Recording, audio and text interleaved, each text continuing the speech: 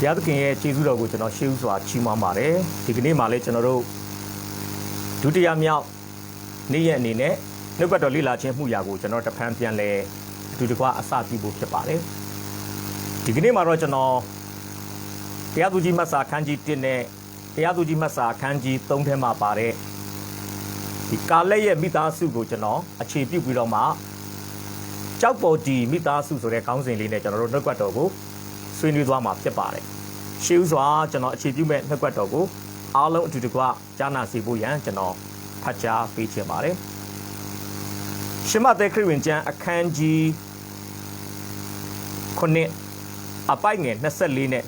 25နှစ်ချက်ကိုကျွန်တော်ဖတ်ပေးချင်ပါတယ်ရှမသက်ခရစ်ဝင်ကျမ်းအခန်းကြီး24နဲ့အခန်းကြီး9အပိုက်ငယ်24 25အကျဉ်သူသည်ငါဟောပြောသောဤစကားကိုကြား၍နားထောင်၏ထိုသူသည်ကြောက်ပေါ်မှအိမ်ဆောက်သောပညာရှိနှင့်တူချောင်းကိုငါပုံပြမည်မိုးရွာ၍ရေစီးသည်နှင့်လေလာ၍ထိုအိမ်ကိုတိုက်သည်ရှိသောကြောက်ပေါ်မှတည်သောကြောင့်မပြူမလဲနေ၏ကျွန်တော်တို့ဖတ်ကြားတော်နှုတ်ကပတ်တော်ဟာခေတ်ဆက်ဆက်မှာဘုရားရှင်ကောင်းကြီးပေးလာတဲ့သူရဲ့နှုတ်တော်တဲ့တရားစကားများဖြစ်တဲ့ကြောင့်ကြားနာတဲ့နှုတ်ကပတ်တော်အားဖြင့်အသက်တာတည်တည်ပေါ်မှာဘုရားသခင်အသက်တဖန်ပြန်လဲကောင်းကြီးပေးပါစေဆောစောကျွန်တော်စကားပလင်ခံထားတဲ့အတိုင်းပဲဒီနေ့ကျွန်တော်နှုတ်ကပတ်တော်ကိုကြောက်ပေါ်တီမိသားစုဆိုတဲ့ခေါင်းစဉ်လေးနဲ့ကျွန်တော်တိုက်တွန်းဝင်ငါဖို့အတွက်ကျွန်တော်ပြင်ဆင်ထားတာဖြစ်ပါတယ်ချားစပါဂျင်ကဘာပြောဘူးလဲဆိုရင်ခရိယန်အိမ်တော်တွေကတဲ့ဖျားအလိုတော်အတိုင်းအသက်ရှင်မယ်ဆိုရင်တဲ့ခရိယန်အိမ်တော်မိသားစုတွေဟာတဲ့ကောင်းကင်တမန်တွေတောင်မှအလဲအပတ်လာခြင်းတဲ့အိမ်တော်မိသားစုတွေဖြစ်မယ်ဆိုပြီးတော့မှချားစပါဂျင်ကဖော်ပြခဲ့ဘူးတာကျွန်တော်ကြားဘူးပါတယ်မှန်ပါတယ်ချက်တော်မိတ်ဆွေခရိယန်မိသားစုဆိုတာကောင်းကင်နိုင်ငံရဲ့အရာတာကိုလောကမှာရှိတဲ့လောကီသားတွေကြိုတင်မြည်စမ်းနိုင်ဖို့ရန်အတွက်ဘုရားသခင်စေလွတ်ထားတဲ့ဟလာအတိုင်းဝိုင်းဆိုရင်လည်းကျွန်တော်တို့မမားပါဘူးကျွန်တော်တို့အသင်းတော်နဲ့ပတ်သက်တဲ့သုံးသင်ချက်တွေမှာဗာကြားဘူးလေအသင်းတော်အစအိမ်တော်ကခရစ်တော်ယေရှုဘုရားသက်ရှိထင်ရှားရှိတဲ့အခါမှာခရစ်တော်က3နှစ်နဲ့6လသူ့ရဲ့ဒီရုပ်ခန္ဓာပေါ့ခရစ်တော်ကဒီအသွေးသားခန္ဓာကိုယ်နဲ့3နှစ်နဲ့6လဟလာဘုရားသခင်ရဲ့မြတ်တာဘုရားသခင်ရဲ့နှုတ်ကပတ်တော်ဘုရားသခင်ရဲ့တကူတော်နဲ့အမှုတော်ဆောင်တဲ့3နှစ်နဲ့6လပြည့်ပြီးတဲ့နောက်ပိုင်းမှာခရစ်တော်ကကောင်းကင်ကိုတက်ကြွသွားတယ်သူကောင်းကင်တက်ကြွပြီးဟလာ10ရက်အကြာပေါ့သူရှင်ပြန်ထမြောက်ခြင်းကနေရေတွက်မယ်ဆိုရင်ရက်ပေါင်း90အကြာခရစ်တော်ကဘာကိုဆေလွတ်လဲဆိုရင်တန်ရှင်သောဝိညာဉ်တော်ကိုဆေလွတ်ပြီးတော့မှတမန်တော်ဝိတ္ထုအခန်းကြီး1မှာကမ္ဘာပထမဆုံးအသင်းတော်ဖြစ်တဲ့ယေရုရှလင်မြို့အသင်းတော်ကိုစတင်ဝေးဖွားခဲ့တာဖြစ်ပါတယ်ဆိုတော့ကျွန်တော်ပြောချင်တာကရုပ်ခန္ဓာအားဖြင့်3နှစ်နဲ့6လအမှုတော်ဆောင်ခဲ့တဲ့ခရစ်တော်ဟာဒီနေ့ခေတ်မှာတော့ဝိညာဉ်ခန္ဓာကိုဖြစ်တဲ့မိတ်ဆွေနဲ့ကျွန်တော်တို့ပါဝင်တဲ့သူ့ရဲ့ကိုယ်ခန္ဓာဖြစ်တဲ့အသင်းတော်အားဖြင့်ဘုရားသခင်ကမေတ္တာအားဖြင့်နှုတ်ကပတ်တော်အားဖြင့်တကူအားဖြင့်ဆက်လက်ပြီးတော့မှကျွန်တော်တို့အလုတ်လုပ်နေတာဖြစ်ပါတယ်ကျွန်တော်ပြောချင်တာခရစ်တော်ဒီနေ့အသင်းတော်အားဖြင့်ကဘာပေါ်မှာအလုတ်လုပ်နေတယ်အခု21ရာစုခေတ်ဆိုတာအသင်းတော်ခေတ်ဖြစ်ပါတယ်ခရစ်တော်ဒီအသင်းတော်အားဖြင့်အလုတ်လုပ်နေတယ်အသင်းတော်အစအိမ်တော်ကလို့ကျွန်တော်တို့ဆိုရိုးစကားရှိတဲ့အတိုင်းအသင်းတော်ဆိုတာအိမ်တော်မိသားစုတွေနဲ့ဖွဲ့စည်းတည်ဆောက်ထားတာဖြစ်တယ်ဒါကြောင့်အိမ်တော်မိသားစုတွေခိုင်ခန့်မှအသင်းတော်ခိုင်ခန့်မယ်အိမ်တော်မိသားစုတွေကျမ်းမာမှကျမ်းမာလို့ပြောတဲ့ခါမှာခန္ဓာကိုယ်ကျမ်းမာတာကိုကျွန်တော်မဆိုလိုပဲနဲ့ဝိညာဉ်ရေးရာပေါ့အိမ်တော်မိသားစုတွေဝိညာဉ်ရေးရာမှာကျမ်းမာမှသူတို့ပါဝင်တဲ့အသင်းတော်သူတို့အားဖြင့်တည်ဆောက်ထားတဲ့အသင်းတော်ဟာကျမ်းမာတန်ဆွမ်းတဲ့အသင်းတော်တွေဖြစ်မှာဖြစ်ပါတယ်ဆက်စောကမဿဲ9မှာယေရှုခရစ်တော်ရဲ့ဥပမာစကားမှာခရစ်တော်ကအိမ်2မျိုးကိုသူကဥပမာပေးတယ်အိမ်1မျိုးကတော့ကြောက်ပေါ်မှာစောက်တဲ့အိမ်နောက်ထပ်အိမ်1မျိုးကတော့သဲပေါ်မှာစောက်တဲ့အိမ်စောက်တာချင်းတော့တူတယ်အိမ်ချင်းတော့တူတယ်ဒါပေမဲ့သူတို့ရဲ့ foundation လို့ခေါ်တဲ့အုတ်မြစ်ကမတူဘူးတယောက်ကတော့ပညာရှိတဲ့လူကသူ့ရဲ့အိမ်ကိုကြောက်ပေါ်မှာအုတ်မြစ်ချပြီးမှတည်ဆောက်တယ်တယောက်ကတော့သဲပေါ်မှာတည်ဆောက်တာဖြစ်တယ်ဒါကြောင့်မိုးရွာလေလာရေစီးတဲ့အခါမှာသဲပေါ်မှာစောက်တဲ့လူရဲ့အိမ်ကပြိုပြတ်သွားတော်ညာလဲကြောက်ပေါ်မှာစောက်တဲ့လူရဲ့အိမ်ကတည်တက်တယ်လို့တမန်ကျမ်းစာကဖော်ပြတာဖြစ်ပါတယ်ဒါကြောင့်ချစ်တော်မိတ်ဆွေခရစ်တော်ယေရှုဖခင်ရဲ့ချီဆောင်သိမ်းဆဲခြင်းနေ့ရဲ့မတိုင်ခင်မှာ ကဘာမြေကြီးပေါ်မှာရှိနေတဲ့ယုံကြည်သူမိသားစုတစုချင်းစီဟာသစ္စာကျွန်တော်ပြောသလိုကြောက်ပေါ်မှာတိဆောက်တဲ့အိမ်တွေဖြစ်ဖို့မတန်မှအရေးကြီးပါတယ်ကြောက်ပေါ်မှာတိဆောက်တဲ့အိမ်ဆိုတာတနည်းအားဖြင့်ပြောမယ်ဆိုရင်နှုတ်ကပတ်တော်ကိုခံယူပြီးတော့နှုတ်ကပတ်တော်ပေါ်မှာရက်တီကျင်လေတဲ့မိသားစုတွေဖြစ်ပါတယ်နှုတ်ကပတ်တော်ကိုကြားယုံမျှတာမဟုတ်ဘူးနော်တမန်ကျမ်းစာရဲ့သဘောတရားတွေကိုနားလည်ယုံမျှတာမဟုတ်ဘဲနဲ့အဲ့တမန်ကျမ်းစာရဲ့အလေးအလာကိုကောင်းကောင်းသိပြီးတော့မှထိုအလေးအလာတော်အတိုင်းသွာလာအသက်ရှင်တဲ့ယုံကြည်သူတွေဟာကြောက်ပေါ်မှာတိဆောက်တဲ့အသက်တာကြောက်ပေါ်မှာတိဆောက်တဲ့ဟာလာမိသားစုကိုပိုင်ဆိုင်နေဆိုတော့ဒီနေ့ပေါ်ပြပေးခြင်းပါတယ်တရားသူကြီးမဆာထဲမှာကြောက်ပေါ်မှာတိဆောက်ထားတဲ့မိသားစုတစုရှိတယ်အဲ့ဒီမိသားစုကတော့ကာလက်ရဲ့မိသားစုဖြစ်ပါတယ်အဲ့ဒါကိုကျွန်တော်ဒီနေ့သင်ခန်းစာယူဖို့ကျွန်တော်အချက်ငယ်လေး၃ချက်နဲ့ကာလက်ရဲ့သူ့ရဲ့သမက်ရဲ့သူ့ရဲ့သမီးရဲ့ပေါ့နော်သူတို့၃ယောက်ရဲ့အသက်တာလေးကိုကျွန်တော်အခြေပြုပြီးတော့မှသင်ခန်းစာ၃ခုကျွန်တော်ဒီနေ့ဖော်ပြပေးချင်တာဖြစ်ပါတယ်ကျွန်တော်တရားဟောချက်ရဲ့ကျမ်းစာသင်တန်းရဲ့ခေါင်းစဉ်ကတော့ကြောက်ပေါ်တီမိသားစုဆိုပြီးတော့မှကျွန်တော်ခေါင်းစဉ်ပြပေးချင်ပါတယ်ဒါဆိုရင်ကျွန်တော်တို့သင်ခန်းစာတွေကိုသွားဖို့အတွက်ကျွန်တော်မှတ်စုလေးကိုကျွန်တော်ဖော်ပြပေးချင်ပါတယ်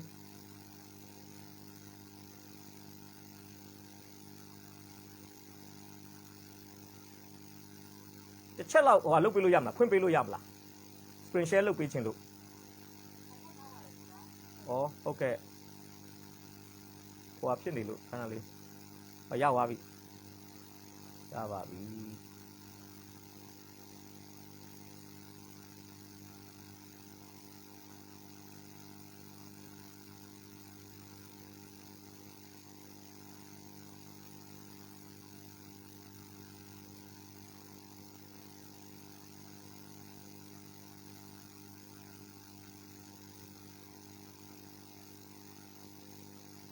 တွေ့လားမသိဘူးမတ်စုလေးတွေ့လားမသိဘူးเนาะဟုတ်ကဲ့သေးလားဟလားကျွန်တော်စလုံးနည်းနည်းတော့ရိုက်ထားတာပဲဟုတ်ကဲ့ပါเนาะဒါလေးနဲ့ကျွန်တော်ဖော်ပြပေးခြင်းတယ်ကျွန်တော်မှတ်စုလေးလည်းရစေခြင်းလို့ခေါင်းစဉ်ကတော့ကြောက်ပေါ်တီမိသားစုတရားသူကြီးမဆာခန်းကြီး1အပိုက်ငယ်30ကနေ15အတွင်းပြီးတရားသူကြီးမဆာခန်းကြီး3ထဲကကျမ်းပိုက်တချို့နဲ့ကျွန်တော်ဝင်းငှသွားမှာဖြစ်ပါတယ်ပထမဦးဆုံးခေါင်းစဉ်ငယ်လေးပေါ့ဒီကြောက်ပေါ်တီမိသားစုထဲမှာပါတဲ့မိသားစုဝင်တယောက်ဖြစ်တဲ့ကာလက်ကဘလူလူမျိုးလဲဆိုရင်အမျော်အမြင်ရှိသောကာလက်ဆိုပြီးကျွန်တော်ခေါင်းစဉ်ပေးထားပါတယ်ဟုတ်နော်အမျော်မြင်ရှိသောကာလက်ဒီကာလက်အကြောင်းကိုကျွန်တော်တို့မသွားခင်မှာကာလက်နဲ့သူ့ရဲ့လုပ်ဖော်ဆောင်ဖက်ပေါ့မောရှေဆုံးပြီးတဲ့နောက်ပိုင်းမှာမောရှေနေရာကိုဆက်ခံခဲ့တဲ့ခါနန်ပြည်ကိုကာလက်နဲ့အတူတူတရှိုးအနေနဲ့တွားရောက်ပြီးတော့မှစူးစမ်းခဲ့တဲ့ယောရှုအကြောင်းကိုကျွန်တော်နည်းနည်းလေးဖော်ပြပေးခြင်းပါတယ်ယောရှုကတော့ဘယ်လိုလူလဲဆိုရင်ယောရှုမဆာခန်းကြီး24ပိုက်ငယ်15ခါခွေးပိုင်းမှာကျွန်တော်အားလုံးကြားပြီးသားပါငါနဲ့ငါအိမ်သားဖြစ်ရင်ထာဝရဘုရားကိုဝတ်ပြုမယ်လို့ယောရှုကပြောခဲ့တယ်မှန်ပါတယ်တရားသူကြီးမဆာခန်းကြီး2ပိုက်ငယ်9မှာကြည့်ရင်အဲ့ဒါပြည့်စုံတယ်ယောရှုမရှိတဲ့နောက်ပိုင်းမှာလည်းယောရှုရဲ့သားစဉ်မြေးဆက်တွေကဘာလုပ်လဲဆိုရင်ဖယားကိုဆက်ပြီးတော့မှအစေခံတာဝတ်ပြုတာတွေ့ရတယ်ဒါကြောင့်ကျွန်တော်ယောရှုကိုဘယ်လိုပေးထားလဲဆိုရင်ယောရှုဆိုတဲ့ပုဂ္ဂိုလ်ဟာပြောတဲ့အတိုင်းလုပ်တဲ့သူဖြစ်တယ်အပြောနဲ့အလုပ်ညီတယ်ပေါ့ဗျာသူပြောတဲ့အတိုင်းသူအသက်ရှင်တယ်ယောရှုကနောက်ကာလက်ကြတော့ဘယ်လိုလူလဲဆိုရင်သူကတော့ယောရှုနဲ့တော့မတူဘူးကာလက်ကြတော့ကျွန်တော်ဒီမှာစာသားလေးပေးထားတယ်အလုပ်ဖြစ်ပြောတဲ့သူအလုပ်နဲ့စကားပြောတဲ့သူကာလက်ကဟိုဟာလုပ်မယ်ဒီဟာလုပ်မယ်မပြောဘူးဗျာကာလက်ကဘာပဲလုပ်လဲအလုပ်ပဲလုပ်ပြလိုက်တယ်သူကကာလက်လုပ်တဲ့အလုပ်တွေမှာအတန်ပါတယ်ကာလက်လုပ်တဲ့အလုပ်တွေမှာစကလုံးတွေပါတယ်เนาะဒါကြောင့်ကျွန်တော်တို့လည်းဒီနေ့ကာလက်နဲ့ယောရှုအသက်တာတကယ်တော့နှစ်ယောက်လုံးကောင်းပါတယ်ကျွန်တော်တို့ကပြောတဲ့အတိုင်းလုပ်တဲ့သူလားကိုယ့်ရဲ့လှုပ်ဆောင်ချက်အားဖြင့်စကားပြောတဲ့သူလားဆိုတာဒီနေ့မိမိလည်းပြန်လဲစမ်းစစ်ဖို့ဖြစ်ပါဟုတ်ပြီကာလက်ကိုကျွန်တော်ကြည့်အောင်ကျွန်တော်ခေါင်းစဉ်တက်ထားတယ်ကာလက်ကအမျော်အမြင်ရှိတယ်ကာလက်ကဘလို့လူမျိုးလဲဆိုရင်တောလေယာကျမ်းခန်းကြီး14အပိုက်ငယ်24ကျွန်တော်အဲ့ဒါတော့ဖတ်ပြပေးချင်ပါတယ်တောလေယာ14:24မှာတမန်ကျမ်းစာကကာလက်နဲ့ပတ်သက်ပြီးဖော်ပြထားတဲ့အချက်ကလေးရှိပါတယ်ငါကြုံကာလက်မူကားတဲ့ထူးခြားသောသဘောရှိ၍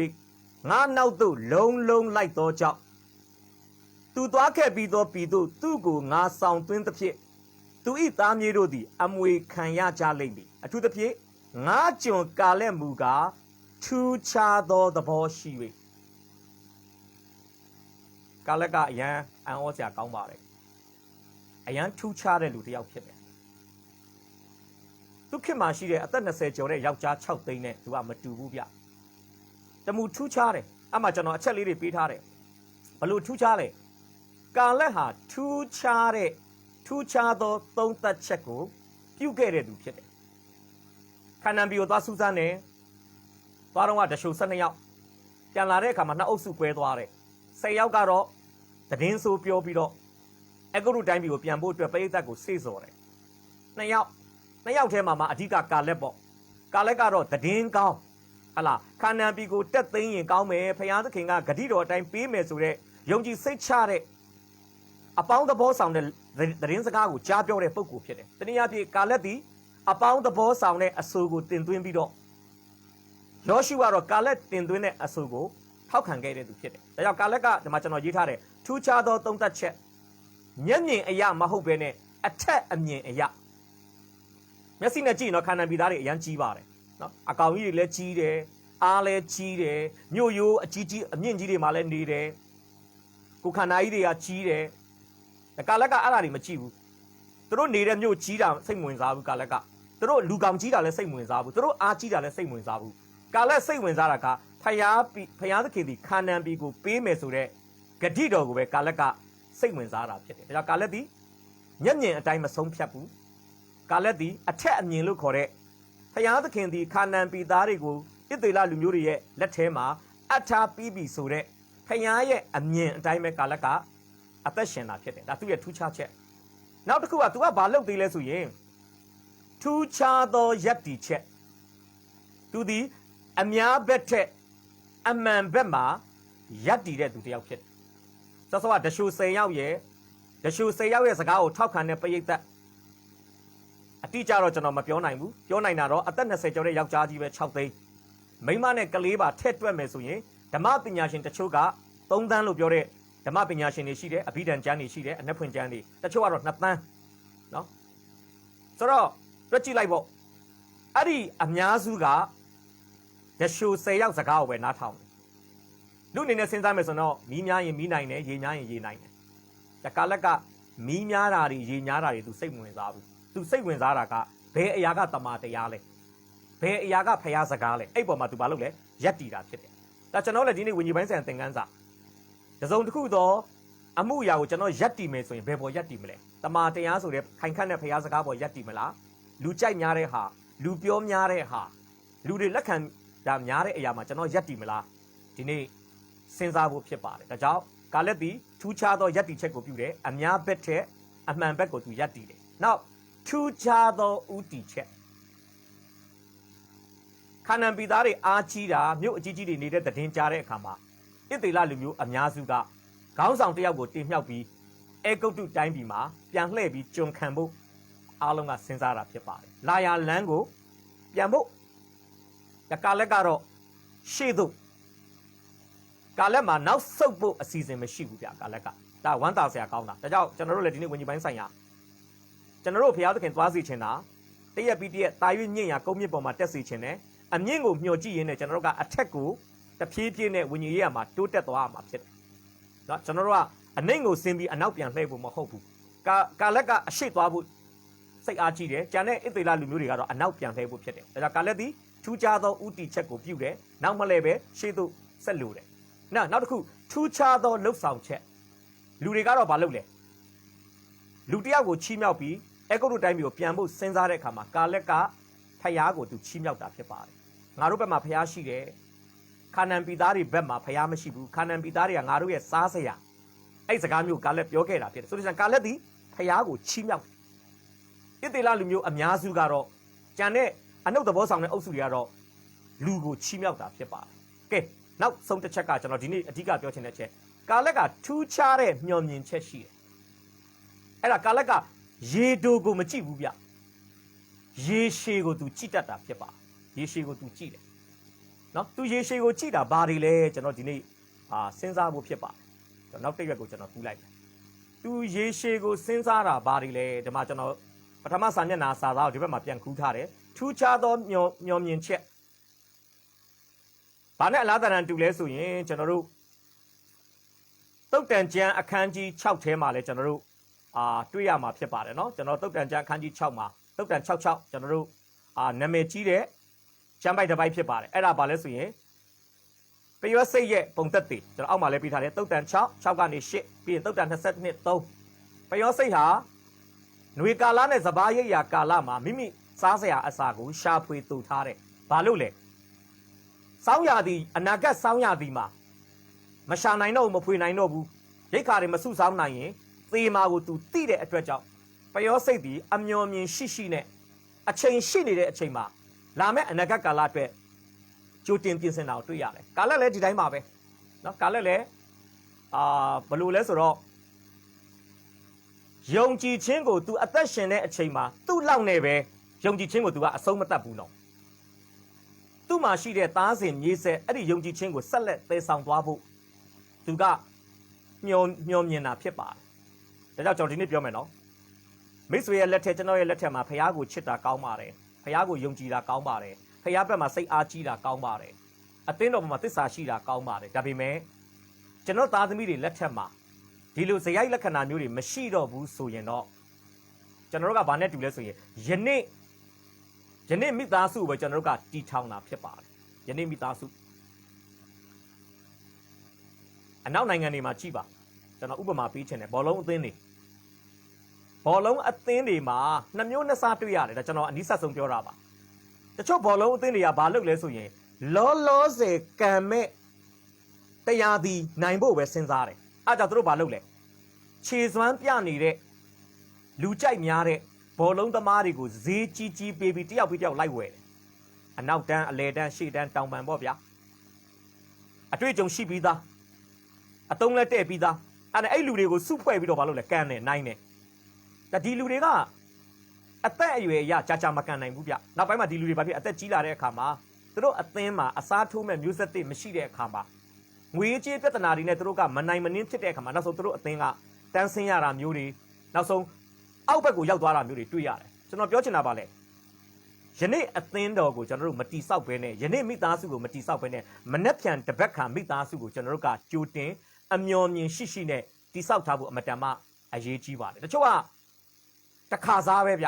နော်ဒီနေ့အတွက်လောက်ပဲစိတ်ဝင်စားတယ်ဖခင်ကအဲ့ဒါမကြိုက်ဘူးနော်ဖခင်သခင်ကပျောစိတ်လိုပဲအနာဂတ်ကိုကြည့်စေချင်ဒါကြောင့်တောင်ကိုရီးယားနိုင်ငံကကျွန်တော်တို့အသင်းတော်မှာရောက်လာပြီးတော့မှစံစာလာတင်ပေးတဲ့ဒီသင်းအုပ်ဆရာမတယောက်သူကဘာပြောဘူးလဲဆိုရင်အသင်းတော်မှာတဲ့လူကြီးတွေမရှိရင်အသင်းတော်ဒီနေ့သေမယ်တဲ့အသင်းတော်မှာလူငယ်တွေမရှိရင်အသင်းတော်မနှက်ဖြန်သေဆုံးမယ်တဲ့အသင်းတော်မှာ Sunday School အရွယ်ကလေးတွေမရှိရင်အသင်းတော်တပတ်ခါမှာသေဆုံးသွားမယ်လို့သူကပြောပါဆိုလိုချင်တာပါလေကျွန်တော်တို့မှာမျိုးဆက်သစ်တွေနဲ့ပတ်သက်ပြီးတော့မှကျွန်တော်မိသားစုမှာအစီအစဉ်တွေအမတန်မှလိုအပ်တယ်ကိုသားသမီးတွေကိုနှုတ်ကပတ်တော်နဲ့အကောင်းဆုံးပြုစုပြောထောင်ဖို့လိုအပ်တယ်နော်ကိုအသက်ရှင်နေတဲ့အချိန်မှာကိုသားသမီးတွေကိုအသက်ရှင်တဲ့ဖခင်နဲ့မိတ်ဆက်ပေးဖို့လိုအပ်တယ်အမှုတော်နဲ့မိတ်ဆက်ပေးဖို့လိုအပ်တယ်ကာလက်ကအဲ့လိုလူမျိုးတစ်ယောက်ဖြစ်တယ်ကာလက်ကသူ့လက်ထက်မှာပဲဟာလာခါနန်ဘီကိုသိမ်းတဲ့တိုက်ပွဲတွေမှာလက်စွမ်းပြတာနဲ့ပဲသူမကျေနပ်ဘူးနော်သူ့သားစင်မြေးဆက်လဲသူ့လိုပဲသူ့ခြေရာနင်းတဲ့သူတွေသူ့လိုပဲပုံသက်တည်လိုက်ပြီးတော့မှဟာလာဖခင်သခင်ရဲ့အမှုတော်ထဲမှာပါဝင်တဲ့သူတွေကာလက်ကဖြစ်စေချင်တာဖြစ်တယ်အဲ့ကြောင့်ကာလက်ကဒီမှာကျွန်တော်ဖော်ပြထားတယ်ရေတိုကိုမကြည့်ဘူးရေရှည်ကိုကြည့်တယ်အဲ့ကြောင့်သူဘာလုပ်လဲမိမိကိုယ်တိုင်ရဲရင်နဲ့အဲ့ဒါတော့မကဘူးမိသားစုသေးကိုရဲရင်တဲ့သူများကိုသူကဝင်လာစေချင်တာဖြစ်တယ်ဆိုလို့ရှိရင်သူကိုယ်တိုင်ရဲစွမ်းတတ္တိရှိတယ်လို့သူ့သမီးနဲ့မင်္ဂလာဆောင်မဲ့သူလာမယ့်အနာဂတ်ကာလသူ့တမက်ဖြစ်လာမဲ့သူကိုလည်းသူ့လိုမျိုးလူကိုပဲသူကသူ့အတိုင်းဝိုင်းထဲဝင်လာစေချင်တာဖြစ်ပါတယ်ကျွန်တော်အတွက်ဆိုရင်တော့ဗာလဲကိုဖျားကိုချစ်တယ်လို့ကိုသားသမီးတွေနဲ့အိမ်အောင်ပြုတ်ပြီးကိုမိသားစုတွေဝင်လာမဲ့နောက်ထပ်အဖွဲ့ဝင်အသစ်တွေကဖျားကိုချစ်တဲ့သူတွေဖြစ်ဖို့အမတန်မှအရေးကြီးတယ်ကိုဖျားကိုသိကျွမ်းတယ်လို့နောက်ဝင်လာမဲ့သူတွေကလည်းဖျားကိုသိကျွမ်းတဲ့သူတွေဖြစ်ဖို့လိုတယ်အဲကြောင့်အချိန်ရှိတဲ့အခါမှာသားသမီးတွေအဲ့ဒါတုံသင်ဖို့လိုတယ်ညီတဲ့တဘိုးပဲထမ်းပါမညီတဲ့တဘိုးမထမ်းနဲ့မညီတဲ့တဘိုးထမ်းပြီးမှပြောင်းလဲဖို့ဆုတောင်းတာတွေပြောင်းလဲဖို့ကြိုးစားတာတွေကဒါမသေးချာတော့ဘူးသေချာတာကပြောင်းလဲပြီးသောသူများနဲ့သာလျှင်လက်ထပ်ထိန်းညာခြင်းအမှုကိုအစကနေဦးကလေးကပြုတ်တော်သူတွေဖြစ်ဖို့ကျွန်တော်တို့ကSunday School အရွယ်ပေါက်စနာလေးကလေးက နှုတ်ကပတ်တော်နဲ့နာနာလေးတုံတင်ဖို့လိုတယ်လို့သူတို့အတွက်လည်းကျွန်တော်တို့ကဆုတောင်းပေးဖို့အမတန်မှအရေးကြီးတာဖြစ်ပါတယ်ဒါကြောင့်ဒီမှာကျွန်တော်ရဲရင်နာကိုဘယ်လိုအဓိပ္ပာယ်ဖွင့်ချင်လဲဆိုရင်ကာလက်နဲ့ပတ်သက်ပြီးဆောင်ရွက်လိုစိတ်ရှိတယ်ဆောင်ရွက်နိုင်စွမ်းရှိတယ်လက်တွေ့ကြကြလဲဆောင်ရွက်တယ်မကာလက်ကစစ်တိုက်ရဲတယ်ဗျာတတိရှိတယ်စစ်တိုက်နိုင်တဲ့ခွန်အားလည်းရှိတယ်စစ်တိုက်နိုင်တဲ့တတိရှိပြီးစစ်တိုက်နိုင်တဲ့ခွန်အားရှိပြီးစစ်မတိုက်ရင်အလကားပဲကာလကအဲ့၃ခုလုံးလုပ်တယ်စစ်လဲတိုက်ချင်တယ်စစ်လဲတိုက်နိုင်တယ်စစ်လဲတိုက်တယ်တနည်းအားဖြင့်ပြောမယ်ဆိုရင်ကာလက်ဒီလက်ကြောတင်းတဲ့သူတယောက်ဖြစ်တယ်ဒါကြောင့်သူကိုယ်တိုင်လက်ကြောတင်းတဲ့အတွက်အလုတ်ကိုသူကိုယ်တိုင်တက်တက်ကြွကြွဟလာစိတ်အားကြီးခြင်းလက်အားကြီးခြင်းနဲ့လုတ်တက်တဲ့အတွက်ကြောင့်သူ့မိသားစုတွေရောက်လာမဲ့သူကိုသူကလည်းလက်ကြောမတင်းတဲ့ဘော်ကြော့တွေကိုသူ့မိသားစုတွေမှာသူအဝင်မခံဘူးဗျသူ့မိသားစုတွေဝင်လာမဲ့သူတွေကိုလည်းသူ့လိုပဲလက်ကြောတင်းတဲ့သူတွေကိုကာလက်ကဖြစ်စေချင်တာဖြစ်တယ်နော်အားကြောင့်ကျွန်တော်ယောရှုမတ်စာခန်းကြီး14ပိုက်ငယ်7 73နောက်တရားသူကြီးမတ်စာခန်းကြီး1ပိုက်ငယ်10တရားသူကြီးကိုကျွန်တော်ဖတ်ပြချင်တယ်တရားသူကြီးမတ်စာအခန်းကြီး1အပိုက်ငယ်ဟလာကျွန်တော်တို့10လောက်မှာတစ်ချက်လောက်ကျွန်တော်အားလုံးတူတကွကြားနိုင်ဖို့ကျွန်တော်ဖတ်ကြားပေးချင်ပါတယ်တရားသူကြီးမတ်စာအခန်းကြီး1အပိုက်ငယ်10မှာတဖန်ယုဒအမျိုးသည်ကိရရသာဘအမီဟောင်းရှိသောဟေဘုံမြို့၌နေသောခါနနိလူတို့ရှိရာသို့ခြီသွား၍ရှေရှဲအဟိမန်တာလမဲတို့ကိုလှုပ်ကြံ၏အမှဘာတွေ့ရလဲကိရရသာဘမြို့ကိုကာလက်ကတိုက်တယ်အဲ့ချိန်မှာကာလက်အသက်က85နှစ်ဖြစ်ပါတယ်အဖိုးကြီးဖြစ်နေပြီနော်ဒါပေမဲ့ရဲစွမ်းတတိအပြည့်85နှစ်သားဖြစ်တယ်စစ်တိုက်ခြင်းနဲ့စိတ်လဲရှိတယ်စစ်လဲတိုက်နိုင်သေးတယ်စစ်လဲတိုက်ခဲ့တယ်သူကအဲ့နဲ့သူကကိရရသာဘမြို့ကိုသူတိုက်ပြီးတာနဲ့ဒါတရားသူကြီးမတ်စာခန်းကြီး1အပိုက်ငယ်30မှာတွေ့ရတယ်ဒုတိယတိုက်ရမယ့်မြို့ကတရားသူကြီးမတ်စာခန်းကြီး17ကနေ73အတွင်းမှာပါတဲ့ကိရရတောဖာမြို့ဖြစ်တယ်အဲ့ချိန်မှာကာလက်ကသူကိုယ်တိုင်မတိုက်တော့ဘူးဗျကာလက်ကဘာလုပ်လဲသူပြောတဲ့စကားလေးကျွန်တော်ဖတ်ပြမယ်ကာလက်ကတဲ့ကိရရတောဖာမြို့ကိုတိုက်ယူလောက်ကြံသောသူအားငါသမီးအာခတကိုပေးစားမိဟုဆိုလင်မြို့တစ်မြို့သူတိုက်ပြီးသွားပြီနောက်ထပ်မြို့ကြီးတစ်မြို့ကိုတိုက်ရတော့မယ်အဲ့မှာသူဘာစိန်ခေါ်မှုပေးလဲဒီမြို့ကိုတိုက်တဲ့သူကိုငါသမီးနဲ့ပေးစားမယ်သဘောကတော့ဘာလဲငါလိုရဲစွမ်းတတိရှိတဲ့ငါလိုစိတ်အားကြီးသောသူငါလိုလက်အားကြီးသောသူငါလိုလက်ကြောတင်းသောသူသာငါမိသားစုထဲမှာအဖွဲ့ဝင်အသစ်အနေနဲ့ဝင်လာခွင့်ရှိတယ်အဲ့ဒီစိန်ခေါ်မှုကိုဘယ်သူကတုတ်ပြန်လဲဆိုရင်ကာလက်ရဲ့ညီတဲ့ကေနတ်ရဲ့သားအောတန်ရီလာကကာလက်ရဲ့စိန်ခေါ်မှုပေးတာကိုလက်ခံပြီးတော့မှကိရရသောဖာမြို့ကိုတိုက်ပြီးတော့မှကာလက်သမီးကိုသူကလက်ထပ်ထိန်းကြတာဖြစ်ပါတယ်ဒါကြောင့်ကျွန်တော်ဒီမှာဖော်ပြထားတယ်ကာလက်ကကိရရသောဖာမြို့ကိုတိုက်တယ်ကာလက်သမက်ဖြစ်လာမဲ့ကာလက်ရဲ့ညီရဲ့သားကာလက်ရဲ့တူအောတန်ရီလာကကိရရသောဖာမြို့ကိုတိုက်တယ်ပြီးတော့သူ့သမီးနဲ့သူဘာလုပ်ပြီလဲလက်ဆက်ပေးတာဖြစ်ပါတယ်ဒါဒီမှာကျွန်တော်ရေးထားတယ်ကာလက်ရေးရင်တယ်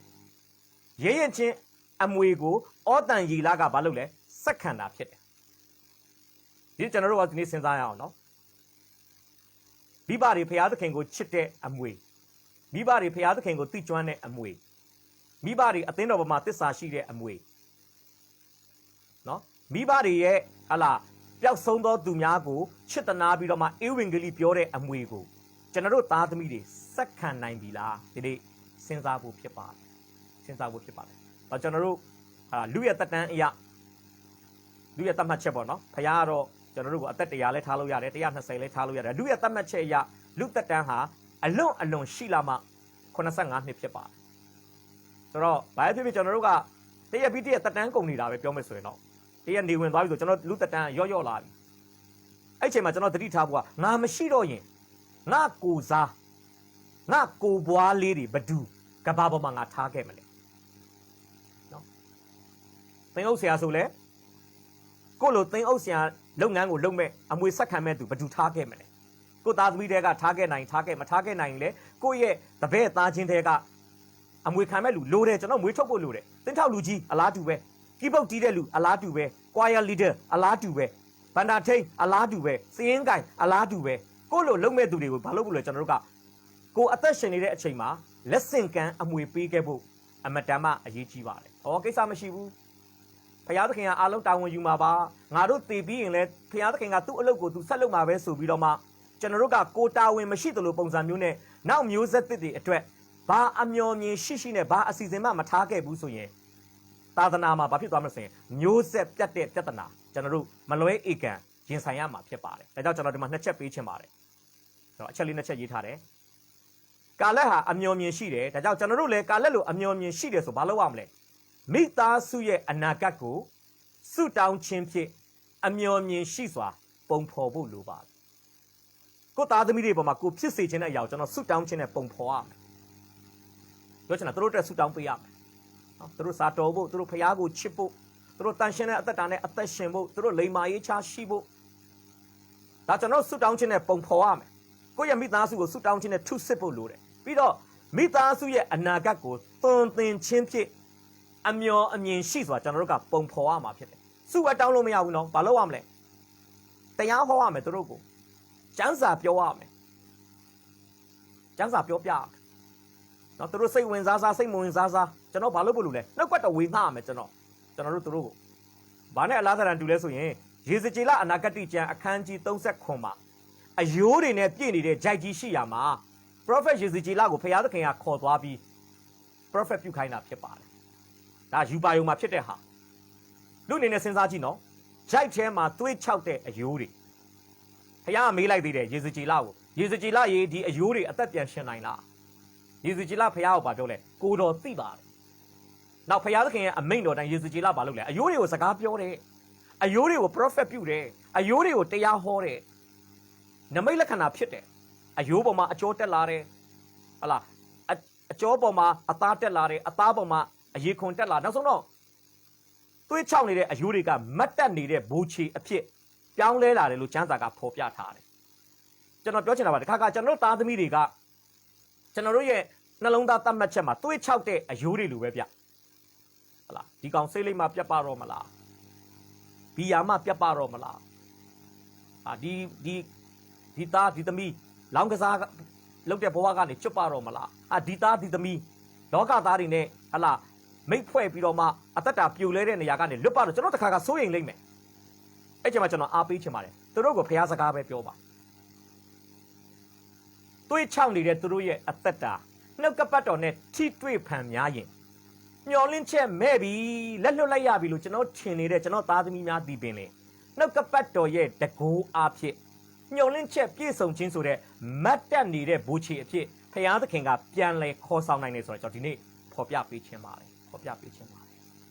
ဒါကြောင့်ကာလက်သည်အမျော်မြင်ရှိနဲ့မိသားစုကိုပုံဖော်တယ်သူတတ္တိရှိတယ်တနည်းအားဖြင့်သူလက်ကြောတင်းတယ်သူမိသားစုထဲမှာလက်ကြောတင်းတဲ့သူတွေပဲသူဝင်ခိုင်းတာဖြစ်ပါတယ်ဒါကျွန်တော်လည်းဒီနေ့ဒီမှာတရားနာတဲ့ပိဋကတ်ထဲမှာဟလာသားသမီးရှိတဲ့လူတွေညောင်များစွာပါဝင်မယ်လို့ကျွန်တော်ယုံကြည်ပါတယ်ခုနကတော့အသက်ငယ်တဲ့ဟလာသားငယ်တစ်ယောက်လည်းကျွန်တော်မြင်လိုက်တယ်ဆိုတော့ကျွန်တော်နှုတ်ကပတ်တော်နဲ့တိဆောက်ပေးချင်တာပါတယ်ကိုသားသမီးတွေအတွက်အတိတ်ကာလတုန်းကဟလာသူတို့ရဲ့အသက်တာကိုအမျှော်မြင်ရှိစွာဆုတောင်းခြင်းနဲ့ပုံမဖော်ခဲ့ဘူးသူတို့ရဲ့အနာဂတ်ကိုအမျှော်မြင်ရှိစွာတုံသင်ခြင်းနဲ့ပုံဖော်ထားခဲ့ခြင်းမရှိဘူးဆိုရင်အခုအချိန်မှာကျွန်တော်တို့စတင်ပြီးတော့မှပုံဖော်လို့ရတယ်ဆိုတာကိုကျွန်တော်ဒီနေ့ဖော်ပြပေးချင်တာဖြစ်ပါကျွန်တော်တို့စတင်ပြီးတော့မှကျွန်တော်တို့ပုံဖော်လို့ရသေးတယ်ဆိုတာကျွန်တော်ဒီနေ့ဖော်ပြပေးချင်တာဖြစ်ပါတယ်ဒါကြောင့်ကာလက်ဒီအမျှော်မြင်ရှိတယ်အမျှော်မြင်ရှိတဲ့အတွက်ကြောင့်သူ့မိသားစုရဲ့အနာဂတ်ကိုသူဘာလုပ်လဲအကောင်းဆုံးတည်ဆောက်တာတွေ့ရတယ်ဒါဒီနေ့ကျွန်တော်တို့ကလည်းဖြစ်ပါတယ်ဒီနေ့ကာလက်စီးခဲ့တဲ့ဖနက်ကိုကျွန်တော်တို့စီးရမယ်အလှည့်စီးရမယ်အချိန်ရောက်လာပြီကျွန်တော်တို့ကကျွန်တော်သားသမီးတွေနဲ့ပတ်သက်ပြီးကျွန်တော်မှာဘာယူပါယုံနေရှိတယ်အဲ့ယူပါယုံတွေကိုကျွန်တော်တို့ရဲ့ဆုတောင်းခြင်းကျွန်တော်တို့ရဲ့သွန်သင်ခြင်းတွေအားဖြင့်ရုပ်လုံးပေါ်လာအောင်ကျွန်တော်တို့လှုပ်ဆောင်ဖို့လိုပါတယ်အဲ့ဒါကဖုတ်ပူမိတိုက်လှုပ်လို့ရတဲ့အရာမဟုတ်ဘူးတော့ကျွန်တော်ကြိုတင်လှုပ်ရမယ့်အရာဖြစ်တယ်အခုကလေးကကိုသားသမီးတွေဟလာကိုသားသမီးတွေသူတို့အိမ်တော်ဘက်ကိုသူတို့ဆုမတောင်းထားရင်တောင်မှမိဘကဟလာသူတို့ပေါ်မှာဟလာရရှိစေခြင်းနဲ့အဲ့လိုပြောလို့မိဘနဲ့အိမ်တော်ပြူတာတော့မဟုတ်ဘူးဒါပေမဲ့အဓိကတော့ကျွန်တော်ပြောချင်တာကလူမျိုးတွေရုပ်ရည်အစင်းသက်တမ်းတွေဆိုတာထက်အဓိကလိုအပ်တဲ့အချက်ကတော့ဖခင်ကိုသိဖို့အသက်ရှင်တဲ့ဖခင်ကိုမှန်ကန်စွာသိကျွမ်းတဲ့သူဖြစ်ဖို့ဖခင်ကိုချစ်ဖို့အမှုတော်ကိုချစ်ဖို့အသင်းတော်ကိုချစ်ဖို့ဆိုတဲ့အရေးအချင်းတွေပေါ်အခြေခံပြီးကျွန်တော်တို့အခုကတည်းကဆုတောင်းပေးဖို့လိုတယ် သူတို့ကလည်းနှုတ်ကပတ်တော်နဲ့တုံသင်ဖို့လိုတယ်ဆိုတာကျွန်တော်ပထမတစ်ချက်အနေနဲ့ပြောပြချင်ပါတယ်ဒါကြောင့်ကြောက်ပေါ်တည်တဲ့မိသားစုထဲမှာရှိခဲ့တဲ့ကာလဟာနှုတ်ကပတ်တော်ထဲမှာပြောတဲ့ပယောစိတ်လိုပဲသူဒီအမျော်မြင်ရှိနဲ့သူ့မိသားစုကိုဘာလုပ်လဲဆိုရင်သူတိဆောက်ခဲ့တာဖြစ်ပါတယ်ကဲနောက်တစ်ချက်ကြည့်ရအောင်ကျွန်တော်တို့နံပါတ်1ကတော့ဘာကျွန်တော်ခေါင်းစဉ်တက်ထားတဲ့ဆိုရင်လုံလဝရိယရှိသောဩတန်ကြီးလားလုံလဝရိယရှိခြင်းနဲ့ပတ်သက်ပြီးတော့မှကျွန်တော်ကျမ်းစာတော့ကျွန်တော်ဒီမှာပေးထားတယ်တုတ်တန်7 24တုတ်တန်73 4တသလောနိဩဝါဒစာဒုတိယဆောင်အခန်းကြီး3ပိုက်ငယ်10ကနေ12မှာကျွန်တော်တွေ့ရမယ်ကျွန်တော်တုတ်တန်ကျမ်းထဲကတစ်ချက်လောက်ပဲကျွန်တော်ဒီမှာရှိတဲ့ညီကောင်မောင်နှမတွေအားလုံးအတူတူကကြားနာဖို့ကျွန်တော်တစ်ချက်လောက်ဖတ်ပြပေးချင်ပါတယ်တုတ်တန်ကျမ်းအခန်းကြီး7အပိုက်ငယ်24ဖြစ်ပါတယ်လုံလဝရိယပြုသောသူသည်အစိုးရတတ်၏ပြင်းရည်သောသူမူကားအခွန်ပေးရ၏လို့ပြောပါတယ်အဲ့မှာလုံလဝရိယနောက်တနည်းစကလုံးဖလှယ်ပြီးပြောမယ်ဆိုတော့လက်ကြောတင်းတာအလုတ်လုတ်ချင်တာဆိုတော့ကျွန်တော်ပြောပြီးပြီလေကာလက်တီလက်ကြောတင်းတယ်ဆောင်ရွက်ချင်တဲ့စိတ်ရှိတယ်ဆန္ဒရှိတယ်ဆောင်ရွက်နိုင်တဲ့စွမ်းအားရှိတယ်လက်တွေ့လဲဆောင်ရွက်တယ်အလားတူပဲသူတမက်ရွေးချယ်တဲ့အခါမှာသူတမက်ဟာသူ့လိုအရေးချင်းမျိုးလှုပ်ချင်ကင်ချင်တဲ့စိတ်ရှိတဲ့သူလှုပ်ရည်ကင်ရည်ရှိတဲ့လူတယောက်ကိုကာလက်ကရွေးချယ်ခဲ့တာဖြစ်တယ်ဒါကြောင့်ဒီမှာကျွန်တော်ဖော်ပြမယ်နော်ဩတန်ရီလနောက်ပိုင်းမှာကာလက်သမီးနဲ့မင်္ဂလာဆောင်ခွင့်ရခဲ့တယ်ကာလက်သမက်ဖြစ်လာတယ်သူဟာလှုပ်လဝရိယရှိတဲ့လူဖြစ်တယ်ကဲသူ့ရဲ့လှုပ်လဝရိယကိုကျွန်တော်ဘေးကောင်းစဉ်လေးနှစ်ခုနဲ့ကျွန်တော်ဖွင့်ဆိုထားတယ်ပထမတစ်ချက်ကကျယ်ပြန့်သောလှုပ်လဝရိယရှိမှုဩတန်ရီလရဲ့လှုပ်လဝရိယရှိခြင်းဟာဩတန်ရီလတယောက်မှာပဲမရပ်တန့်ဘူးဗျသူ့ရဲ့လှုပ်လဝရိယရှိခြင်းဟာသူဥဆောင်ရတဲ့ဘာလို့သူဥဆောင်ရလဲလို့ကျွန်တော်ပြောလို့ဆိုဩတန်ရီလဟာဣသရေလနိုင်ငံရဲ့ပြောမယ်ဆိုပထမဆုံးတရားသူကြီးတယောက်ဖြစ်ပါတယ်တရားသူကြီးမဆာထဲမှာတွေ့ရတဲ့ပထမဆုံးတရားသူကြီးဒါသူတရားသူကြီးတယောက်အနေနဲ့သူဘာလုပ်ရလဲဣသရေလလူမျိုးဥဆောင်ရတယ်သူ့မှာရှိတဲ့လှုပ်ချင်ကင်ချင်တဲ့စိတ်ဆန္ဒကိုသူတယောက်ထဲမှာပဲမတူလောင်ထားဘဲနဲ့သူနဲ့အတူတူခစ်ပြိုင်ဣသရေလလူမျိုးတွေကိုဘာလို့လဲဆိုလက်ဆင့်ကမ်းပေးတာဖြစ်ပါတယ်အဲ့ဒါဘာမှကျွန်တော်တွေ့ရလဲဆိုရင်တရားသူကြီးမဆာအခန်းကြီး3အပိုက်ငယ်10သူတို့အစ္စရေးနိုင်ငံကိုကျွန်ပြုတဲ့တပါးအမျိုးသားတွေကိုတွန်းလှန်တဲ့အခါမှာဩတန်ရီလကသူ့တယောက်တည်းလှုပ်အားနဲ့ရန်သူကိုမတွန်းလှန်မဲနဲ့ဣသရေလတမျိုးသားလုံးကိုသူ့ရဲ့ဥဆောင်မှုအောက်မှာစီယုံပြီးတော့မှသူကတော်လှန်တာဖြစ်ပါတယ်တရားသူကြီးမဆာအခန်းကြီး3အပိုက်ငယ်10ကျွန်တော်ဖတ်ပြချင်တယ်ထာဝရဘုရားဤဝိညာဉ်တော်သည်တဲ့သူ့အပေါ်သို့တက်ရောက်သဖြင့်အဲ့မှာသူဆိုတာဩတန်ရီလဖြစ်ပါတယ်သူသည်ဣသရေလအမျိုးကိုအုပ်ဆိုး၍စစ်ချီလေ၏မေသောပေါတာမိရှင်ဘရင်ခုရှန်ရှိရှသိန်ကိုသူ့လက်၌ထာဝရဘုရားအပ်တော်မူသဖြင့်သူသည်ထိုရှင်ဘရင်ကိုအောင်လေ၏ဆိုလိုချင်တာပါလေသူ့မှာရှိတဲ့စစ်တိုက်ခြင်းခိုက်ခြင်းနဲ့လုံလဝရိယရှိတဲ့စိတ်ဝိညာဉ်ဟာသူတယောက်တည်းမှာပဲမကိန်းအောင်မနဲ့ဣသေလတမျိုးသားလုံးကိုကူးဆက်စေပြီးတော့မှမလုပ်လဲသူတို့ကိုအနိုင်ကျင့်နဲ့လာပြီးတော့ကျွန်ပြုတဲ့ဟလာခါနန်ရှင်ဘင်ကိုသူဘာလို့တော်လန်တာဖြစ်ပါတယ်တော်လန်တာဖြစ်ပါတယ်ကျွန်တော်ပြောချင်တာကျယ်ပြန့်သောလုံလဝရိယရှိမှုဒါကြောင့်မိတ်ဆွေတယောက်တည်းလက်ကြောတင်းတာကောင်းပါတယ်ဒါပေမဲ့မိတ်ဆွေရဲ့အတိုင်းဝိုင်းမှာမိတ်ဆွေနဲ့ထိတွေ့တဲ့လူတွေလည်းမိတ်ဆွေနီးတူမိတ်ဆွေကဲသို့အလုပ်တွေကိုလှုပ်ချင်ကင်ချင်တဲ့လူတွေဖြစ်အောင်ကျွန်တော်တို့စီယုံသိမ့်သွင်းဖို့လိုတယ်ဆိုတာကျွန်တော်ဒီနေ့ဖော်ပြပေးခြင်းပါတယ်ကဲနောက်တစ်ခုသူ့ရဲ့လုံလဝရိယရှိခြင်းဟာဘယ်မှာအမြင့်တွေလဲဆိုရင်နက်ဆိုင်သောလုံလဝရိယရှိမှုကျယ်လဲကျယ်ပြန့်တယ်နက်လဲနက်ဆိုင်တယ်ကျယ်ပြန့်တာကကြတော့အရေးအတွက်ပိုင်းကိုကျွန်တော်ဆိုလိုတာဖြစ်ပါတယ်နက်ဆိုင်တာကြတော့အရေးအချင်းသူ့ရဲ့လုံလဝရိယပြုမှုဟာဘယ်ရလာလဲဆိုရင်တန်ရှင်းသောဝိညာဉ်တော်တက်ရောက်ခြင်းကနေပေါက်ဖွာလာတဲ့အရာတနည်းအားဖြင့်ဖယားသခင်ရဲ့သူ့အသက်တာကိုဥဆောင်မှုဖယားသခင်ရဲ့သူ့အသက်တာကိုလွှမ်းမိုးမှုဖယားသခင်ရဲ့သူ့အသက်တာကိုချုပ်ကင်မှုဒီဟုသောဖယားကိုတိကျွမ်းခြင်းကနေအခြေခံလာတဲ့လုံလဝရိယရှိခြင်းဖြစ်ပါတယ်ကျမ်းစာမှာလည်းပြောတယ်လေ128ခုမြောက်သောစာလံမှာစာလံဆရာကပြောလဲထာဝရဖယားဟာအိမ်ကိုစောက်တော်မမူလေစောက်တော်သူတို့သည်အချီးနှီးစောက်ကြ၏ထာဝရဘုရားသည်ကင်းကိုစောင့်တော်မမူလေကင်းစောက်တို့သည် အချီးနီးစောက်ကြဤလို့ကျမ်းစာကပြောတာကျွန်တော်ပြောချင်တာအိမ်စောက်တာတို့ကင်းစောက်တာတို့ဆိုတာကလှုပ်လာဝိရိယပါရတဲ့လုပ်ငန်းဆောင်တာတွေဖြစ်ပါတယ်ဒါပေမဲ့ဘာလို့လဲဖျားလို့တယ်ဖျားလို့ဘလောက်ပဲမိတ်ဆွေကစိတ်အားထက်တန်ဘလောက်ပဲမိတ်ဆွေကစိတ်အားကြီးအဲ့ဒီမိတ်ဆွေရဲ့တက်ကြွတာတွေဟလာမိတ်ဆွေရဲ့လှုပ်ချင်ကန်ချင်တဲ့အရာတွေကဖျားကိုတိကျွမ်းခြင်းနဲ့မချိတ်ဆက်ဘူးဆိုရင်တော့ကြောက်စရာရမ်းကောင်းတယ်နော်ကျမ်းစာကလည်းပြောတယ်လေယောဟန်15:5မှာသင်တို့သည်9နှစ်กว่าလင်အဘယ်အမှုကိုများမပြုနိုင်ကြလို့ပြောတာမိတ်ဆွေလှုပ်ရည်ကန်ရည်ရှိတာကောင်းတယ်လှုပ်ချင်ကန်ချင်တာကောင်းတယ်ဒါပေမဲ့ဖျားမပိုင်ရင်တော့အလကားလို့ကျွန်တော်ပြောချင်တယ်ဖျားမပိုင်ရင်တော့တကယ်ပီပိအချီးနှီးဖြစ်ပါဩတန်ရီလာကတော့ဝမ်းသာစရာကောင်းတာကဩတန်ရီလာရဲ့လှုပ်ရှားလှုပ်ဆောင်မှုတွေအားလုံးဟာဘုရားသခင်နဲ့ချိတ်ဆက်တယ်သူရဲ့လှုပ်လာဝရိယရှိခြင်းဟာနှက်ဆိုင်မှုရှိတယ်ဘုရားနဲ့ချိတ်ထားတယ်သူရဲ့လှုပ်လာဝရိယရှိခြင်းဟာကျေပြန့်မှုရှိတယ်သူမိသားစုလောက်နဲ့ပဲမရပ်ဘူးနော်ဣသေလတစ်မျိုးသားလုံးထဲမှာစီးဆင်းသွားတာဖြစ်တယ်ကဲစက်ကြည့်အောင်ကျွန်တော်တို့အဲ့မှာကျွန်တော်ဖော်ပြထားတာရှိပါတယ်ကျွန်တော်ဘာဖော်ပြထားလဲဆိုရင်ဒီလူယောက်ျားနဲ့ပတ်သက်ပြီးလူယောက်ျားလို့ပြောတဲ့အခါမှာအာဒံပေါ့ကပ္ပဦးကျမ်းခန်းကြီးနဲ့ပိုက်ငယ်15မှာကျွန်တော်ကျမ်းစာဖတ်တဲ့အခါမှာဘာတွေ့ရလဲအာဒံကိုဖခင်သခင်ကအလုတ်ပေးတယ်ဘာအလုတ်လဲဆိုရင်အေဒင်ဥယျာဉ်ကိုပြူစုစောက်ရှောက်ဖို့ဖြစ်ပါတယ်ဒါအာဒံလောက်ရတဲ့အလုတ်ဒါကပ္ပဦးကျမ်းခန်းကြီး2အပိုက်ငယ်15မှာတွေ့ရလိမ့်မယ်နော်ကောင်းမကောင်းသိကြမှာအပင်အသီးကိုမစားဖို့လည်းအမှမှားတယ်စားရင်သိမယ်လို့လည်းအမှမှားထားတာဖြစ်တယ်ဒါကပ္ပဦး2 15မှာကပ္ပဦးကျမ်းခန်းကြီး2အပိုက်ငယ်22 23ရောက်မှာအာဒံနဘေးကထုတ်သောနံရိုးအဖြစ်အာဒံရဲ့ဇနီးသည်ဖြစ်လာမဲ့လူမိန်းမနောက်များအခါမှာအေးဝဖြစ်လာမဲ့မိန်းမကိုဘုရားသခင်ကဖန်ဆင်းတာဖြစ်တယ်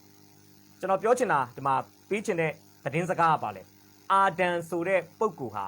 အလုတ်ရှိပြီးမှအိမ်တောင်ပြုတ်တာဖြစ်တယ်ဒါကျွန်တော်ဘယ်ကကိုကလဲဆိုရင်ခရိယန်အိမ်တောင်သင်ပေးတဲ့သင်ခန်းစာတွေထဲမှာပါတဲ့အချက်လေးဖြစ်ပါတယ်တကယ်တော့အိမ်တောင်ပြုတ်မယ်ဆိုရင်အလုတ်ရှိပြီးမှပဲအိမ်တောင်ပြုတ်တင်တာအဲ့ဒါပြောချင်တာအာဒံကအလုတ်ရှိပြီးမှအေဒင်ဥယျာဉ်ကိုပြုစုစောက်ရှောက်ခြင်းဆိုတဲ့အလုတ်ကိုဘုရားသခင်သူ့လက်ထက်မှာအပ်ပြီးမှသူကမိန်းမရတာဖြစ်တယ်ယနေ့ခေတ်ယောက်ျားလေးတွေကတော့ပြောင်းပြန်ဖြစ်တယ်အိမ်တောင်ပြုတ်ပြီးမှအလုတ်ရှာတာပြောင်းပြန်ဖြစ်တယ်နော်ဒီခေတ်ကအိမ်တောင်ပြုတ်ပြီးမှအလုတ်ရှာတယ်နော်ဒါမှမဟုတ်ကျွန်တော်တို့ဘာလုပ်လဲကိုယူတဲ့မိန်းမကိုယူတဲ့ယောက်ျားအိမ်ပေါ်တင်လာပြီးမိဘကိုထပ်ပြီးရှာကျွေးခိုင်းတယ်နောက်ဆုံးညီးတွေရဲ့နှုတ်မှုဘိုးကအစနော်မိဘအကုန်လုံးတာဝန်ယူရတယ်ဒီခေတ်အိမ်တောင်တွေကဟိုဘယ်လိုခေါ်မလဲလက်ကြောမတင်တာကျွန်တော်ပြောချင်တာလောက်လာဝိရိယမရှိတော့ဒါကြောင့်တမန်တော်ရှင်ပေါလုကတက်တာလောနဲ့ဩဝါဒစာဒုတိယဆောင်မှာဘယ်လိုတောင်ပြောထားလဲအခန်းကြီး3ပိုက်ငယ်30စနစ်မှာအလုတ်မလုတ်သောသူသည်အစာကိုမစားစေနဲ့ရှင်ပေါလုကတော့ပြတ်တယ်နော်အလုတ်မလုတ်ရင်အစာမစားနဲ့လက်မလုတ်ရင်ပါးစပ်မလုတ်နဲ့လို့ပြောတာဆိုတော့ကျွန်တော်ဘာယုံကြည်လဲဆိုရင်ကိုချစ်တော့ပေါ်မှာကိုရက်တီနိုင်တဲ့အသက်အရွယ်ရှိတဲ့အမျိုးသားအမျိုးသမီးတိုင်းဟာဘာလို့လဲဆိုရင်မိမိဝင်ငွေနဲ့မိမိဘာသာမိမိရက်တီဖို့လိုအပ်ပါတယ်မဘွဲလဲရပြီအလုပ်လဲရပြီဆိုရင်ဘာလို့ရတော့မလဲကိုချစ်တော့ပေါ်ကိုရက်ဖို့ဖြစ်တယ်ဒါကကြီးမားတဲ့စိန်ခေါ်မှုဖြစ်တယ်အားကြောင့်ကျွန်တော်ဒီနေ့ပြောချင်တာဩတန်ရေလာသည်တုတ်တန်ကျမ်းကပြောတဲ့အတိုင်းကျမ်းစာကပြောတဲ့အတိုင်းသူကလှုပ်လာဝရိယရှိတယ်ကာလက်ကတော့ကျမ်းစာကပြောတဲ့အတိုင်းအမျှော်မြင်ရှိတယ်ဒါကြောင့်အမျှော်မြင်ရှိခြင်းဆိုတဲ့နှုတ်ကပတ်တော်ကြောက်ပေါ်မှာကာလက်ကသူ့အသက်တာတိဆောက်တယ်ဩတန်ရေလာကတော့လှုပ်လာဝရိယပြုတ်ချင်းဆိုတဲ့တုတ်တန်ကျမ်းကပြောတဲ့အရာပေါ်မှာကြောက်ပေါ်မှာသူ့အသက်တာကိုသူတိဆောက်တာဖြစ်ပါတယ်ဒါကြောင့်ကျွန်တော်ဒီမှာဝိညာဉ်ပိုင်းဆိုင်ရာသင်ခန်းစာအောက်မှာကျွန်တော်ရေးထားတယ်မိသားစုအတွင်း၌တဲ့အလုတ်လောက်ရမိအရွယ်အလုတ်လောက်နိုင်သည့်အရွယ်ဖြစ်တော်လဲအလုတ်မလုတ်ခြင်းသူများရှိနေခြင်းသည်မိသားစု၏အနာဂတ်ချင်းချောက်ခံရခြင်းပင်ဖြစ်သည်ပြန်ဖတ်ပြမယ်နော်မိသားစုအတွင်း၌အလုတ်လောက်ရမိအရွယ်အလုတ်လောက်နိုင်သည့်အရွယ်ဖြစ်တော်လဲအလုတ်မလုတ်ခြင်းသူများရှိနေခြင်းသည်မိသားစု၏အနာဂတ်ချင်းချောက်ခံရခြင်းပင်ဖြစ်သည်အားလုံးသိပါတယ်ကျွန်တော်ငယ်ငယ်တုန်းကဆိုရင်ဖခင်တယောက်ရဲ့လစာနဲ့တမိသားစုလုံးထိုင်စားလို့ရတယ်ဟိုရှိတုန်းကပေါ့ဗျာဒီခေတ်မှာတော့လုံးဝမဖြစ်နိုင်တော့ဒီခေတ်မှာတော့မိသားစုအားလုံးအလုတ်လုတ်ရင်တောင်မှကျွန်တော်မြင်တယ် လောက်ချင်မှလောက်မယ်ဗျာမိသားစုအားလုံးကုံယုံပြီးလုပ်ရင်တော့မှဟာလားတလနဲ့တလမနေကြားကန်ထားရတဲ့အနေထားခစ်ကာလအရာဆိုတော့ကျွန်တော်ဒီနေ့ပြောချင်တာပါလေဒါကြောင့်ကျွန်တော်တို့လည်းငငယ်လေးကလေးကမိမိရဲ့သားသမီးတွေအလုတ်လုတ်ချင်လာအောင်ကျွန်တော်ဘာလုပ်လို့လဲသူတို့အသက်အရွယ်နဲ့လိုက်တဲ့အငန်းအတာတွေကိုကျွန်တော်ခွဲဝေစီမံပေးဖို့အမတန်မှလိုအပ်ပါတယ်ကလေးလဲကလေးအလျောက်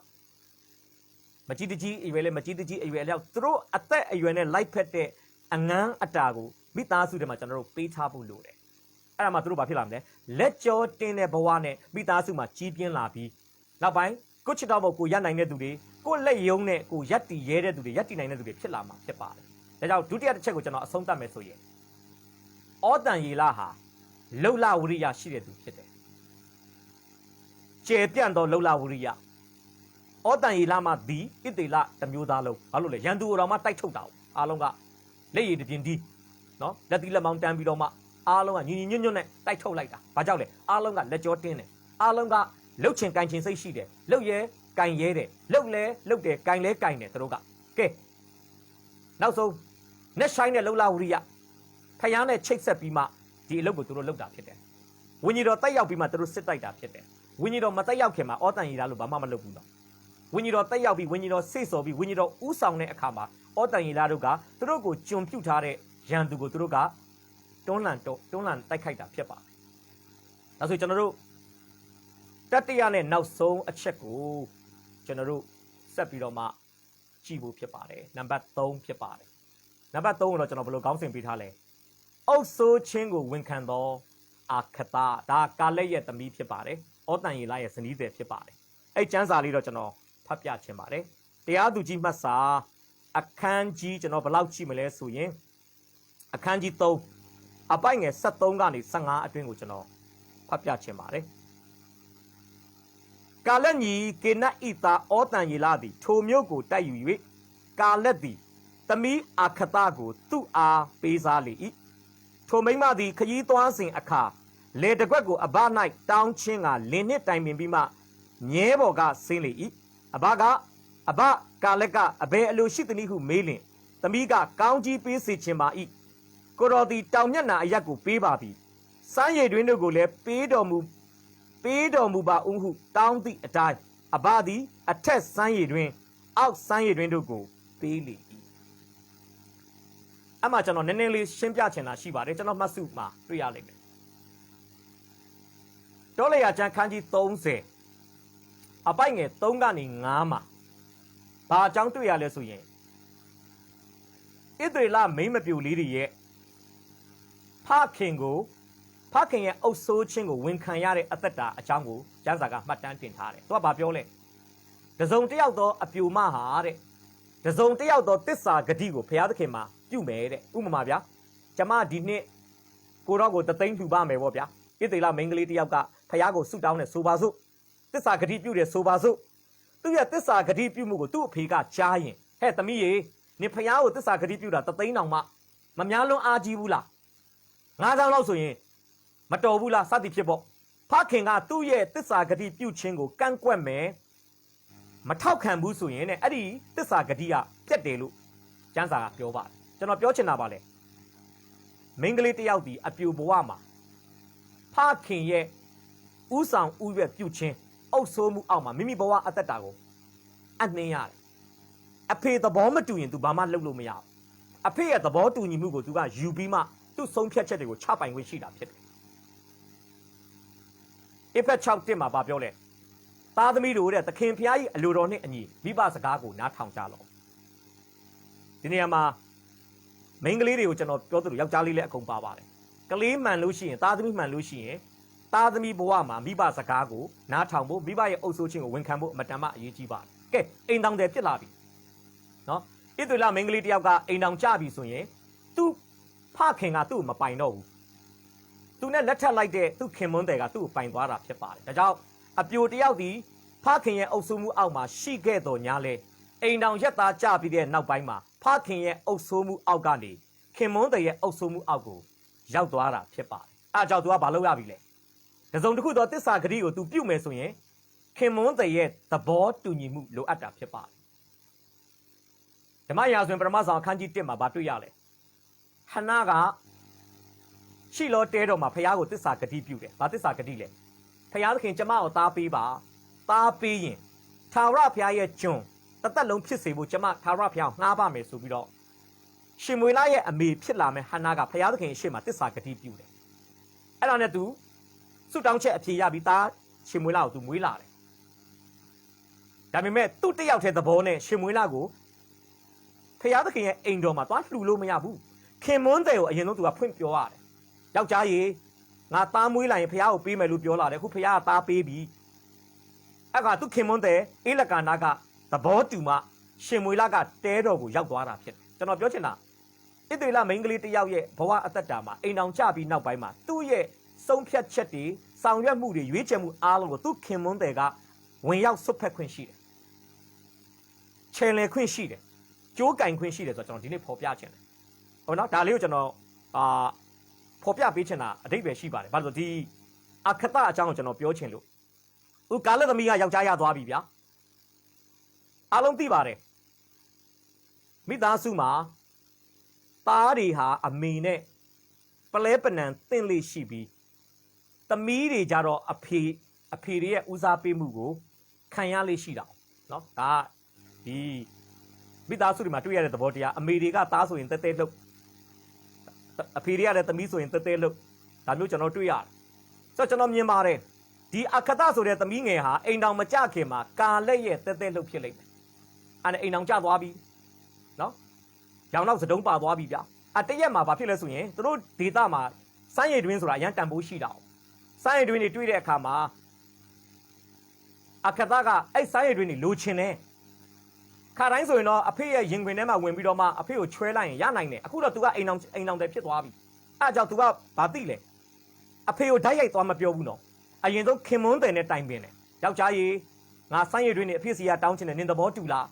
ကျန်းစာမှာလင်းနဲ့တိုင်ပင်ပြီးမှလို့ပြောတာသူ့ယောက်ျားကသဘောတူမှသူ့အဖေစီမှာ तू သွားတောင်းတာဖြစ်တယ်ဆိုလို့ရှိရင်ဒီအမျိုးသမီးဒီခင်မွန်းတယ်ရဲ့အုပ်ဆိုးခြင်းကိုဝန်ခံတာဖြစ်ပါဝန်ခံတာဖြစ်ပါတယ်ဒါကြောင့်ကျွန်တော်ဒီမှာလည်းရေးထားတယ်။ဘာတွေ့ရလဲ။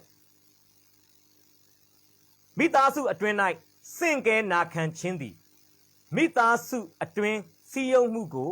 တည်တံ့စေသည်။ကျွန်တော်နာခံမဲ့အရာတွေကဘာတွေလဲ။နိုင်ငံမှာဆိုမင်းအာဏာစက်ကိုကျွန်တော်နာခံရမယ်ယောမ73ပိုက်ငယ်1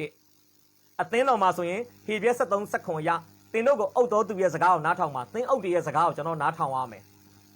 အိမ်မှာဆိုရင်အဖက်6တိအရာသားသမီးတွေကမိဘစကားကိုနားထောင်ရမယ်အလုပ်မှာဆိုရင်အဖက်6 5အရာအလုပ်သမားတွေကအလုပ်ရှင်ရဲ့အုပ်ဆိုးခြင်းကိုဝန်ခံရမယ်ဇနီးသည်တွေကအဖက်6 24အရာခင်မွန်းတယ်ရဲ့အုပ်ဆိုးခြင်းကိုဝန်ခံရမှာဖြစ်ပါတယ်ဒါကြောင့်3ချက်တစ်ချက်နဲ့နောက်ဆုံးတစ်ချက်မှာတော့ကာလက်ရဲ့သမီးဟာအုပ်ဆိုးခြင်းကိုဝန်ခံတယ်ဘယ်သူရဲ့အုပ်ဆိုးခြင်းလဲခင်မွန်းတယ်ရဲ့အုပ်ဆိုးခြင်းဒါခင်မွန်းတယ်ရဲ့အုပ်ဆိုးခြင်းကိုဝန်ခံပါဆိုတာကကျမ်းစာထဲမှာပါတဲ့အရာဖြစ်တယ်ဒါကြောင့်အခတသည်ခင်မွန်းတဲ့ဩတန်ယေလရဲ့အုပ်ဆိုးခြင်းကိုဝန်ခံခြင်းအဖြစ်သူ့ရဲ့ဘဝအသက်တာကိုကြောက်ပေါ်မှာတိဆောက်ထားတာဖြစ်ပါတယ်ဒီနေ့ကျွန်တော်တို့ကလည်းဖြစ်ပါတယ်ကာလက်လည်းအသက်တာကိုကြောက်ပေါ်မှာတိဆောက်တယ်ဩတန်ယေလလည်းကြောက်ပေါ်မှာတိဆောက်တယ်အခတလည်းကြောက်ပေါ်မှာတိဆောက်တယ်မိသားစုထဲမှာရှိတဲ့3ယောက်လုံးကသူတို့မိသားစုဘဝအသက်တာကိုဖခင်ရဲ့နှုတ်ကပတ်တော်အမျှော်မြင်ရှိပါဟလာလုံလဝရိယရှိပါနာခံပါဝန်ခံပါဆိုတဲ့ဖခင်ရဲ့နှုတ်ကပတ်တော်အသီးသီးပေါ်မှာသူတို့ရဲ့အသက်တာတွေကိုအုတ်မြစ်ချ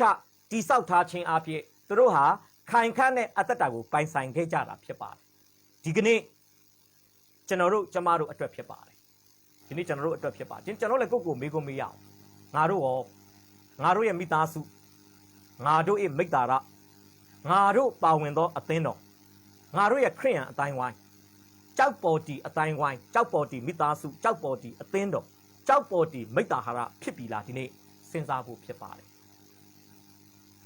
ဘုရားသခင်ကကျွန်တော်တို့ကိုကြောက်ပေါ်မှာတည်စေခြင်းတယ်ဒါမှပဲလေပဲလာလာရေပဲစီးစီးမိုးပဲကြကြကျွန်တော်တို့ကခိုင်ခန့်မှာဖြစ်ပါတယ်ဒါကြောင့်ချက်တော်မိတ်ဆွေကျမ်းစာထဲမှာပါတဲ့ကာလက်ရဲ့မိသားစုလေးရဲ့ပုံသက်တွေကိုကျွန်တော်တို့သင်ခန်းစာယူပြီးတော့မှကျွန်တော်တို့လည်းဟလာကျွန်တော်တို့ရဲ့အသက်တာကိုအမျှော်မြင်ရှိရှိလုံလဝရိယရှိရှိအုပ်ဆိုးခြင်းကိုဝန်ခံခြင်းရှိရှိနဲ့တိဆောက်ပြီးတော့မှခိုင်ခန့်တဲ့ခရိယန်အသက်တာ ကြောက်ပေါ်မှာတည်တဲ့ခရိယန်အသက်တာကိုတိဆောက်ကြပါစို့ပိုင်ဆိုင်ကြပါစို့ပြုစုပြောဆောင်ကြပါစို့လို့ကျွန်တော်နှုတ်ကပတ်တော်အဖြစ်တိုက်တွန်းအားပေးဝင်ငှချင်ပါတယ်အရောက်တိုင်းပေါ်ဘုရားရှင်ကောင်းချီးပေးပါစေနှုတ်ကပတ်တော်တဲ့ခဏလေးကျွန်တော်ဆုတောင်းချင်ပါတယ်အဖဖခင်ကိုရော့ကိုဂျေဇုတင်တယ်ဂျေဇုတော်ပေါင်းကိုချီးမွမ်းပါတယ်ဒီနေ့ကိုရော့ကိုချစ်တဲ့သူများအားကြောက်ပေါ်တီမိသားစုနဲ့ပတ်သက်ပြီးတော့မှတိုက်တွန်းဝင်ငှခွင့်ကိုရော့ဘုရားပေးသောကြောက်ကျေးတော်ကိုချီးမွမ်းပါတယ်နှုတ်ကပတ်တော်အဖြစ်စကားပြောပါတွင်တင်ပါတိဆောက်ဆန်နေကောင်းကြီးမင်္ဂလာဖြစ်စေပါလက်တော်မှာအချိန်တိုင်းကိုပြန်လဲဆက်ကပ်တဲ့အခါမှာယေရှုဘုရား၏မြတ်သောနာမ၌ချီးမွမ်းတဲ့အချိန်တိုင်းကိုလက်တော်၌ဆက်ကပ်အနှံပါတယ်အဖထာဝရမြတ်စွာဘုရားရှင်အာမင်